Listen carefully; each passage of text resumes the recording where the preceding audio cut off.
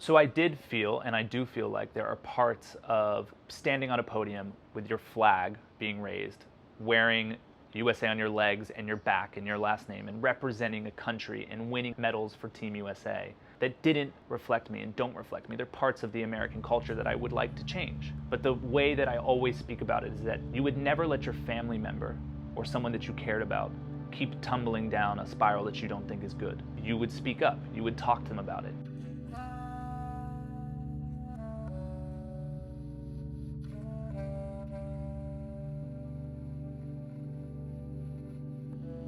Hi, I'm Race Imboden. I'm a 3-time Olympian, Olympic medalist, world champion, World Cup winner, currently ranked 4th in the world. I'm a New Yorker, and I'm left-handed. I approach social justice work very differently than I would approach fencing, even though the lessons from both are mixed together. What goes through my mind when I'm protesting or taking a knee is actually less about my thoughts and more about my gut feeling, something that I feel like I need to do. You know, I knelt at the Pan American Games because I had a text from my mother telling me about the shootings in El Paso and Dayton. When I took a knee, one of the main criticisms was that people said that it was selfish or about showing off and about being seen. And in many ways, I think people are right. The whole point of taking a knee is to be seen. The amount of hate mail people were sending, threatening letters to my family, all because of an action that I think is about caring and about love, speaks to the fact that there's a disconnect and a divide between people that is too far to have a conversation. And I think that athletes in particular are excellent messengers to bridge that gap. I'm part of the Social Justice Council with the USOC, in which we made a recommendation about Rule 50, which is the rule that stops us from protesting and demonstrating at the Olympic Games. We made a recommendation to the IOC to change that rule, which the USOC has supported, to say they won't be punishing athletes on a national level. IOC has chosen to stick to their rule, and one of the most interesting things they did was add specifically kneeling and fist raising to the rule itself. This is a direct reaction to athletes using their voice, and it's an action that predominantly affects Black athletes.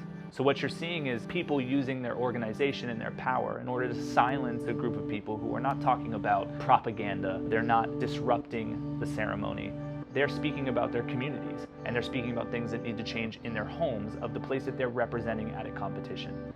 I think the most important thing about unity is to be understanding of each other's differences.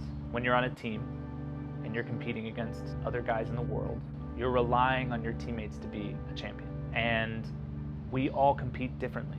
We all warm up differently, our attitudes are different, the places we come from, our families.